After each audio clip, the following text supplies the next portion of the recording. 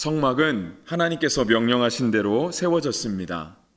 그러니까 성막을 하나님의 임재의 상징이라 말할 수 있기 때문에 성막이 하나님의 명령하신 대로 세워지는 것은 당연합니다.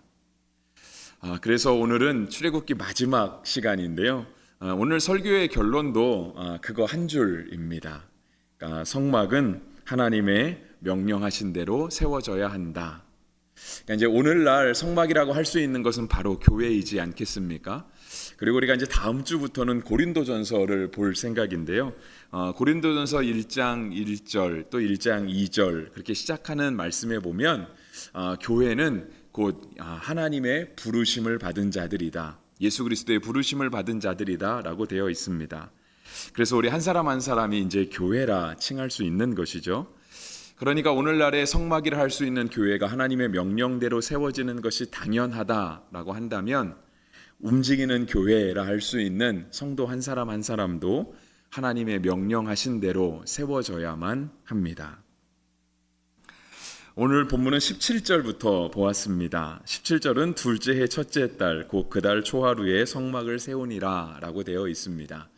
이 말씀은 우리가 지난주에 살펴본 말씀 2절의 말씀이 반복된 것 같습니다. 2절의 말씀에도 이렇게 적혀 있거든요. 너는 첫째 달 초하루에 성막 곧 회막을 세우고 라고 되어 있습니다. 그래서 그 이어지는 내용도요, 사실상 지난주의 내용이 거의 반복되는 것 같습니다. 네, 오늘 본문에는 모세가 세우고 계속해서 뭘 한다라고 하는 이야기가 나오고 지난주와도 사실상은 크게 다를 것이 없는 내용입니다. 그런데 이제 초점이 다르다라고 한다면 지난주는 모세가 성막을 만들m에 있어서 관유라고 하는 것을 부었다라고 하는 거예요. 그러니까 이제 모세가 성막을 세울 모든 준비물들을 다 갖춰놨죠. 40장이 되기 전까지. 그리고 이제 그것을 세우가는 거예요. 40장에. 그리고 이제 그것을 다 세운 다음에 9절에 보면은 또 그러니까 그냥 성막 세워서 끝난 것 아니었다. 그 세워진 것 위에 또 하나 해야 될 것이 있는데 바로 그것은 관유를 부어서 하나님의 성막이 거룩해지게 하여야 된다. 관유가 어떤 특별한 기능이 있어서가 아니라 관유 자체를 구별했다라고 하는 거예요. 하나님의 성막에 쓰기 위해서. 그래서 오늘 우리의 삶도 교회도 그렇게 구별하는 것이 필요하다라고 하는 겁니다. 구별했다고 해서 특별한가? 그러니까 구별된 것 자체가 그러니까 구별됨과 동시에 그게 막 갑자기 영광스럽게 변하고 그게 갑자기 굉장히 거룩한 것으로 변하는가? 그거는 아니지만 우리가 하나님께 무언가를 구별함으로 말미암아 이거는 하나님께 드린 겁니다. 하나님께만 쓰는 겁니다라고 하는 그런 거룩한 구별이 우리 삶에도 있어야 된다라고 하는 것에 초점을 맞췄던 거죠. 오늘 설교는요. 지난주가 초점이 거룩이었다라고 한다면 오늘은 하나님의 명령입니다. 그래서 오늘 17절부터 32절까지 보는데요. 실은 33절까지 보는 게 맞습니다. 근데 우리가 가지긴 개역 개정 성경에 33절이 끝나지 않고 그 다음 절로 계속 이어지게 나와요. 근데 이제 새 번역이나 이렇게 새 한글 성경을 보면 이제 거기서 딱 끝나는 종결형으로 끝나 있거든요. 근데 이제 우리가 가진 성경은 32절이 종결로 끝나기 때문에 32절까지만 보았습니다. 말씀 가운데 되게 많이 반복되는 말씀은 여호와께서 모세에게 명령하신 대로 되니라. 뭘 해놓고 나서 또 여호와께서 모세에게 명령하신 대로 되니라. 그러니까 모세가 하나님의 성막을 세움에 있어서 그 세우는 과정 하나하나가 다 하나님께서 명령하신 대로 되었다라고 하는 겁니다.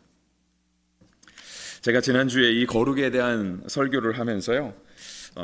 반복되는 말씀이 있다라고 했습니다. 이제 거룩하게 하고가 반복이 되지만 그 거룩하게 하고가 반복될 때 너는 또라고 하는 단어가 반복된다라고 말씀을 드렸습니다. 그래서 우리가 이제 지난주 본문을 보시면 그 위에거든요. 그러니까 이제 또 관유를 가지고 이제 성막을 거룩하게 만들어 가요. 근데 10절에도 너는 또라고 되어 있고요. 11절에도 그렇고 12절에도 그렇고 14절에도 그렇고 계속해서 너는 또 성막을 거룩하게 해라. 이 반복이 되죠.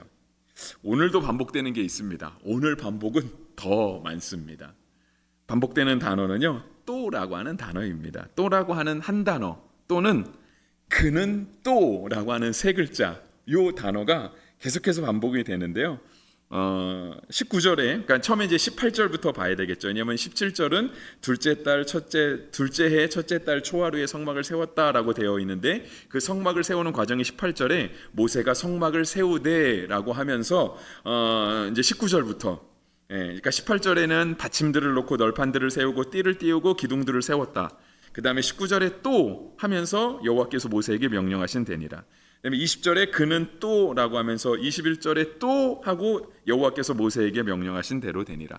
22절도 그렇고요. 24절, 25절, 26절, 28절, 29절, 30절, 심지어 33절까지 계속해서 그는 또 계속 반복되는 거예요. 그러면서 여호와께서 모세에게 명령하신 대로 되었다라고 하는 거죠. 우리가 이제 이러한 뭐라 그럴까요? 표현이 조금은 조심스럽기는 한데요. 성경이 책이잖아요. 책이다 보니까 이 성경도요, 문학적인 구조를 띠는 때가 있습니다. 이제 제가 이걸 왜 조심해야 된다고 말씀드리면, 그러면 성경이 문학 작품입니까? 라고 오해를 하실 수가 있기 때문에. 하지만 사람이 만든 책인 거는 맞거든요. 책으로 묶었잖아요. 쓰는 사람이 있고, 물론 그 쓰는 것은 우리가 디모데후서에 있는 그 말씀처럼 모든 성경은 하나님의 감동으로 되었다라고 하는 것을 믿음으로 고백하는 거죠. 근데 이제 그러다 보니까 이런 문학적인 장치들이 있는 거예요. 예수님도 문학적인 장치를 많이 사용하셨죠. 그 대표적인 것이 비유지 않습니까? 비유. 그러니까 비유는 하나의 문학의 장르, 어떤 하나의 수사적인 기법이라고 말씀드릴 수 있잖아요. 근데 이제 오늘 본문도 계속 그게 나오는 거예요. 반복적으로 또라고 하는 단어가. 근데 너무 많이 반복되죠. 근데 우리가 이런 걸 알 때 왜 자꾸 하나님이 우리에게 또 자꾸 그러시는가? 그냥 처음에 한번 하고 마지막에 하면 되지. 하나님께서 우리에게 좀 심하다 싶을 정도로, 귀찮다 싶을 정도로 계속해서 반복하는 것은요, 하나님의 명령대로 교회가 세워지는 것, 하나님의 명령대로 교회가 세워질 뿐 아니라 운영되는 것, 그것이 얼마나 중요한가를 우리 가운데 반복하시기 위함입니다.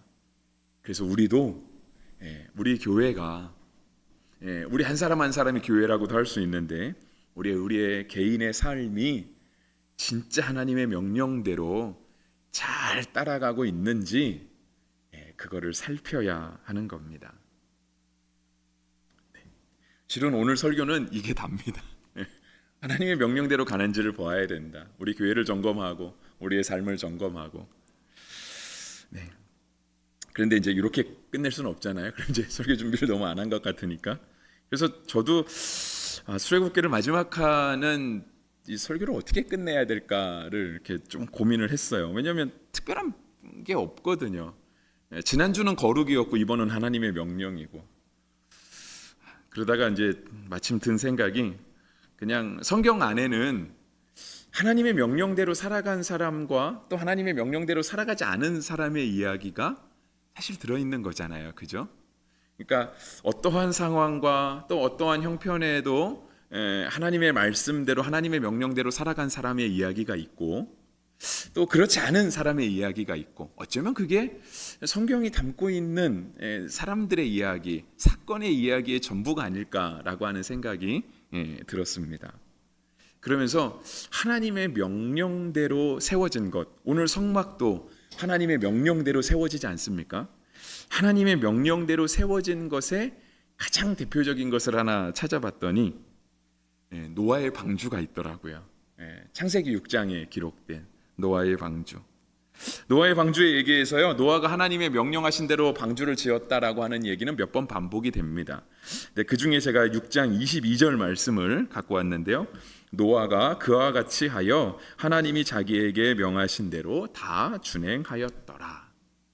이제 노아가 방주를 만들매 있어서 하나님께서 노아에게 명하신 대로 다 준행하였다라고 하는 거예요. 오늘 본문의 말씀으로 하면 여호와께서 모세에게 명령하신 대로 되니라와 같은 문구인 거죠. 그래서 우리가 노아의 방주는 모르시진 않잖아요, 그죠? 조금 세세하게 살펴보면 노아의 방주 크기는 300규빗이었다라고 합니다. 규빗은요, 사람 손에 여기서부터 여기까지입니다. 그러니까 팔꿈치 끝에서부터 손끝까지. 근데 이제 표준은 누구 팔일까요? 잘은 모르지만 그 당시 통치자의 팔이죠. 그러니까 왕의 팔입니다. 그러니까 몇 규빗을 했냐? 사람마다 팔 길이가 다 다른데 가장 대표적인 건 왕이죠, 그죠? 그러니까 이제 그런 것들이 가는데 성소에서 쓰는 규빗도 있었다라고 해요. 그러니까 성소의 규빗은 일반적인 팔 길이랑 조금 달랐던 것 같고요. 일반적인 팔 길이에서 조금 더 길었던 것 같아요. 근데 이제 길이가 정확하지가 않으니까 사람마다 다 다르니까. 근데 이제 최소로 따져 보니까 이 길이가 300규빗 된다는 얘기는요.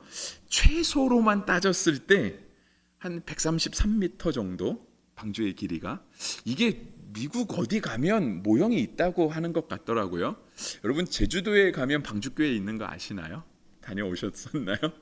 근데 그거는 모형 아닙니다. 그냥 그거는 예배당 주변에 그냥 잔잔하게 물을 좀 깔아놓고 방주를 의미하는 교회로 이렇게 지은 것이고요. 실제로 한 133m, 한 130m 정도 됐던 것 같아요. 그리고 이제 너비가 그러니까 이제 가로 이쪽부터 이쪽까지 끝 이 폭의 넓이가 한 22m 정도.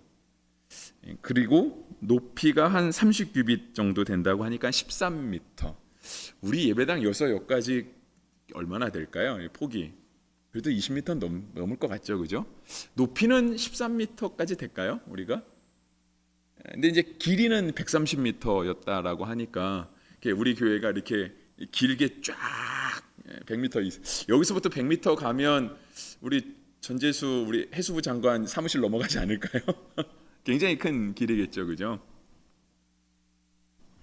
노아가 그걸 만들었다라고 하는 거예요.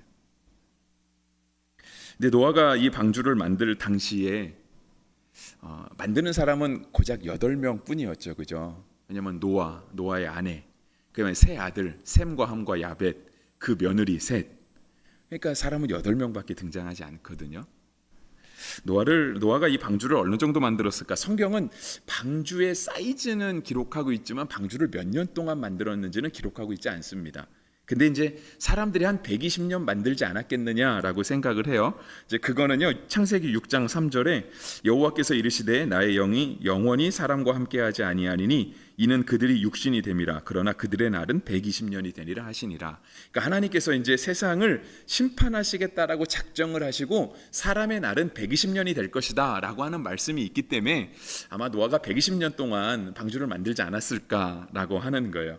근데 이제 성경을 찾아보면 120년은 확실히 아닌 것 같고요. 제가 뭐 오늘 수요일에 성경 공부 시간은 아니니까 자세히 말씀드리진 않겠지만 나중에 여러분 성경을 찾아보시면 120년은 아니겠다라고 하는 근거들을 찾아보실 수는 있습니다. 근데 이제 꼭 시간이 중요한 건 아니죠. 중요한 건 몇 년 동안 만들었냐가 아니라 이 방주가 얼마나 컸냐가 아니라 심지어 몇 명이 만들었냐, 노동자가 몇 명이었냐가 아니라 그 방주를 만들 때 사람들의 마음이 어떠했느냐가 진짜 중요한 겁니다. 그래서 그 노아가 방주를 만들 당시에 하나님이 세상을 심판하려고 마음을 잡수신 거잖아요. 오죽하면 하나님이 세상을 지으시고 세상을 심판하려 하셨을까? 그때 사람들의 마음을 창세기 6장 5절에서는 이렇게 말씀하세요. 여호와께서 사람의 죄악이 세상에 가득함과 마음으로 생각하는 모든 계획이 항상 악할 뿐임을 보시고. 하나님께서 보셨어요. 그랬더니 세상이 죄로 가득 차 있다라고 하는 거예요. 근데 죄로 가득 차서 선한 것을 찾아볼 수 없고 하나님 앞에 의로운 것을 찾아볼 수 없는 세상 가운데 그러면 사람들이 무슨 생각을 하고 살까? 하나님이 보셨더니 그 생각하는 것까지도 다 죄악된 것이었다는 거예요. 그 생각하는 것이 선한 것이었다라고 한다면, 하나님 앞에 의로운 것이었다라고 한다면 비록 지금은 죄로 세상이 가득 차 있을 수는 있겠지만 사람들의 생각이 선한 것으로 돌아서기 시작했으니까 시간이 지나면 바뀌어갈 수도 있는 희망이 있는 거잖아요. 근데 하나님이 보실 때 지금의 세상도 죄로 가득 차 있는데 사람들이 앞으로 생각하는 것도 여전히 악하다라고 하는 걸 하나님이 보셨다라고 하는 거예요. 그래서 하나님이 세상을 심판하려 하신 거죠. 여러분, 그렇게 악한 사람들이 8명이서 방주를 120년은 아니더라도요 방주를 100년 가까이 짓고 있는 걸 볼 때 그 당시 사람들이 노아 보고 뭐라 그랬을까요? 좋은 말은 안 했겠죠, 그죠?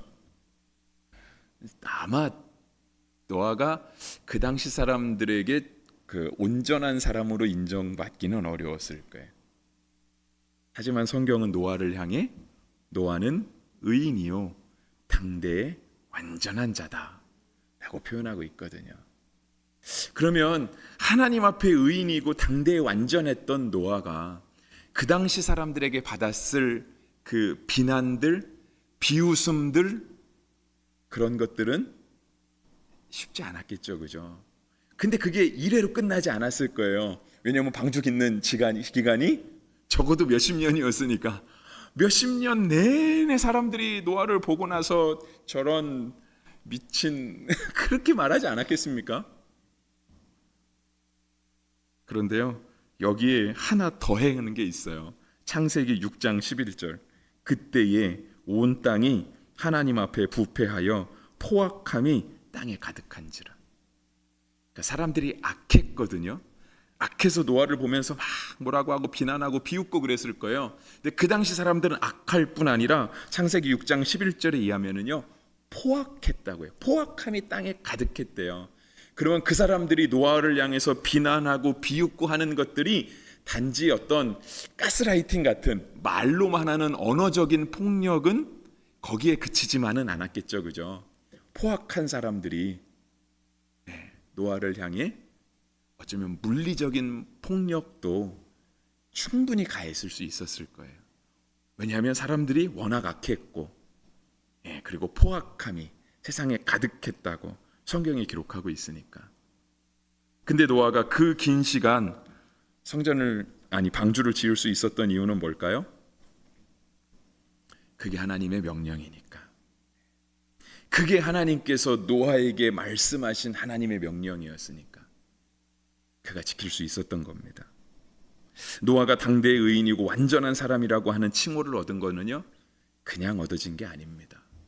그 긴 시간 말과 폭력을 그가 다 이겨내고 하나님 앞에 방주를 완성해내는 거예요. 그래서 우리도 하나님의 명령대로 살려면은요, 실은 세상 사람들의 말을 마음에 담아두면 안 됩니다. 분명 사람들은 말하기 좋아하는 사람들 있잖아요. 세상에 똑똑한 사람들 얼마나 많아요. 그러니까 분명 우리가 신앙생활하고 우리가 하나님의 명령에 따라 사는 것을 보면은 사람들이 와서 분명 뭐라고 할 거예요. 좋은 말로만은 하진 않을 거예요. 분명 우리를 업신여기고 우리 자존심을 상하게 하고, 심지어 포악한 사람들이 노아에게 어쩌면 물리적인 폭력을 가했던 것처럼 우리에게 금전적인 손해를 입힐 수도 있을 거예요. 근데 그거를 마음에 담아두면 안 되는 거예요. 우리의 마음 가운데 뭐만 담아야 돼요? 하나님의 명령, 하나님의 말씀만 담아야 되는 거예요. 아무리 세파가 우리를 흔들고 요동하게 해도 우리 마음속에 새겨진 하나님의 말씀이 흐릿해지거나 지워져서는 안 되는 거예요. 그러면 하나님의 명령을 지키다가 어느 순간은 포기하게 돼요. 어느 순간은 내가 이거 왜 지키고 있지? 내 마음속에도 하나님의 말씀이 없는데, 내 마음속에 새겨진 하나님의 명령이 없는데 사람들이 자꾸 우리한테 와서 뭐라고 하고 우리에게 손해를 입히면 어느 순간 그런 생각이 드는 거예요. 내가 왜 아직도 교회 다니고 있지? 내가 왜 아직도 이렇게 믿음으로 살아가고 있지? 이제는 나조차도 흔들리게 되는 그 상황이 오게 되는 겁니다. 또 하나를 찾아봤어요. 또 하나는 노아같이 훌륭한 사람은 아니었습니다. 처음엔 훌륭한 사람이었지만 그 마지막은 훌륭하지 못했던 인물인데요. 우리가 잘 아는 사울왕입니다. 사울왕. 어느 날 하나님께서 사울왕에게 사무엘 선지자를 통해서 말씀하세요. 아말렉을 쳐서 진멸해라. 그 말씀이 사무엘상 15장 1절과 3절 제가 읽어드릴게요. 사무엘이 사울에게 이르되 여호와께서 나를 보내어 왕에게 기름을 부어 그의 백성 이스라엘 위에 왕으로 삼으셨은즉 이제 왕은 여호와의 말씀을 들으소서. 지금 가서 아말렉을 쳐서 그들의 모든 소유를 남기지 말고 진멸하되 남녀와 소아와 젖먹는 아이와 우양과 낙타와 나귀를 죽이라 하셨나이다 하니. 하나님께서 사울을 왕으로 세우시고요. 그에게 명령을 내리셨어요. 그에게 내린 명령은 무엇이냐면 아말렉을 쳐서 세상에서 없게 만들어라. 그것이었습니다. 왜 하나님께서 아말렉을 공격하라 하셨을까? 왜 아말렉을 정복하라 하셨을까라고 할 때 아말렉은요, 이스라엘 백성들이 출애굽할 때 출애굽하는 이스라엘 백성을 괴롭힌 민족 중에 하나입니다. 근데 그것도 이스라엘 백성이 광야 40년을 살아오는 동안 그냥 어느 수많은 이스라엘을 괴롭혔던 민족 중에 하나가 아니라 이스라엘 백성이 막 출애굽했어요. 막 출애굽해서 이제는 광야를 길을 시작하고 있는데 시작할 때 이스라엘을 가장 먼저 쳐들어와서 가장 먼저 괴롭힌 민족이 바로 아말렉이었습니다. 그것이 출애굽기 17장에 기록되어 있어요. 출애굽기 17장은 이스라엘 백성이 광야에서 처음 겪은 전쟁을 기록하고 있어요. 그것이 아말렉과의 전쟁이었습니다. 물론 그 전쟁은 하나님의 도우심으로 이겼습니다. 어떻게 이겼냐면 우리가 잘 아는 것처럼 모세가 산에 올라가서 기도를 했고요. 손을 들고 기도하면 이기고 손을 내리면서 기도하면 이스라엘이 지는. 그래서 아론과 훌이 모세를 의자에 앉히고 자신은 양쪽에서 모세의 팔을 받아들여서 모세의 중보 기도로 이긴 전쟁이 바로 이 아말렉과의 전투였습니다. 그래서 나온 유명한 말이 여호와 니시라고 하는 말이 출애굽기 17장에 기록이 되어 있습니다. 그런데 이제 이스라엘 백성들이 나라의 이스라엘 가나안 땅에 정착을 했어요. 그리고 그 나라도 이제 나라의 모습을 갖추기 시작하는 거예요. 사사 시대가 끝나고 처음으로 왕정 시대가 시작되는 사울 왕이 세워졌던 거예요. 그때 하나님께서 아말렉에 대한 보복을 하시는 거예요. 하나님의 백성을 괴롭혔던 그 아말렉에 대한 복수를 하나님께서 하시는 거죠. 그래서 하나님의 명령에 따라 사울이요 명령을 수행합니다. 사무엘상 16장 5절에 보면 사울이 겐 사람에게 이르되 아말렉 사람 중에서 떠나가라. 그들과 함께 너희를 멸하게 될까 하노라. 이스라엘 모든 자손이 애굽에서 올라올 때에 너희가 그들을 선대하였었느니라. 이에 겐 사람이 아말렉 사람 중에서 떠나리라. 그러니까 이제 아말렉에 사는 그 중에 아마 겐 사람도 있었던 것 같은데요. 겐 사람은 이스라엘 백성에게 잘해준 사람이었어요. 그러니까 이제 그들은 분리시켰던 거죠. 괜히 거기에 끼지 말아라. 너희도 실수로 손해를 입을 수 있다. 생명의 위협을 느낄 수 있다라고 하면서 겐 사람들은 먼저 피신을 시킵니다. 그리고 하나님의 명령을 따라 시작한 전쟁은 승리하게 되죠. 근데 승리하게 됐을 때 그 기록을 사무엘상 15장 7절과 8절은 사울이 하윌라에서부터 애굽 앞 술에 이르기까지 아말렉 사람을 치고 아말렉 사람의 왕 아각을 사로잡고 칼날로 그의 모든 백성을 진멸하였으되 이제 승리한 겁니다. 승리했어요. 승리자에게 주어지는 당연한 권리가 있죠. 전리품을 얻어오는 겁니다. 그래서 사울이요 사무엘상 15장 9절에 사울과 백성이 아각과 그의 양과 소의 가장 좋은 것 또는 기름진 것과 어린 양과 모든 좋은 것을 남기고 진멸하기를 즐겨 아니하고 가치 없고 하찮은 것은 진멸하니라 라고 되어 있습니다. 사울은 하나님의 명령을 제대로 지키지 않았습니다. 하나님의 명령은요 아까도 읽어보았지만 사무엘상 15장 3절에 지금 가서 아말렉을 쳐서 그들의 모든 소유를 남기지 말고 진멸하되 라고 되어 있어요. 심지어 젖먹는 아이까지 그 우양과 나귀의 그 새끼까지 다 죽여라. 하나님의 명령이었거든요. 근데 사울은요 인정을 베푼 것도 아니었어요. 사울은 사무엘상 15장 9절 아까 읽은 9절에 사울이 그 좋은 것들은 진멸하기를 즐겨하지 않았다. 그리고 하나님의 명령을 지키긴 지키는데 어떻게 지키냐면 죽어도 괜찮은 것, 그러니까 가치 없고 하찮은 것만 진멸하니라. 사무엘상 15장 9절에 이렇게 적혀 있습니다. 사울은 하나님의 명령을 따라 왕이 되었습니다. 하나님의 명령을 따라 아말렉과의 전쟁에 나갔고요. 하나님의 명령하심이 있었기에 아말렉과의 전쟁에서 승리할 수 있었습니다. 그런데 그가 취한 행동은 하나님의 명령을 완전히 수행한 건 아니었습니다. 왜 사울이 하나님의 명령을 완전하게 수행하지 못했을까요? 물론 잘은 모르지만 사울의 생각에 죽이기에는 너무 아까운 게 있었던 거죠. 나중에 사무엘이 찾아옵니다. 사무엘이 찾아와서 그 진중에 있는 짐승 소리를 듣게 되는 거예요. 원래는 다 죽이면 짐승 소리가 안 들려야 되는데 짐승 소리가 들리니까 사무엘이 묻죠. 이 짐승 소리는 어찌 된 것이냐고. 사울이 대답하지 않습니까? 여호와께 제사를 드리려고, 좋은 것 골라서 하나님께 드리려고 제가 살린 겁니다. 그랬더니 이제 여기서 나오는 말이 그겁니다. 순종이 제사보다 낫고, 그거거든요. 그리고 이 사건이 있은 다음에요, 하나님의 마음은 이거였습니다. 왕이 여호와의 말씀을 버렸으므로 여호와께서도 왕을 버려 왕이 되지 못하게 하셨나이다. 하나님의 명령을 따르지 않는 왕, 하나님께는 더 이상 필요하지 않았던 거죠. 그래서 여러분, 우리가 하나님의 명령을 지킴에 있어서는요, 일단 우리의 이성과 지식들, 우리의 경험들, 이런 거 사용할 수 있습니다.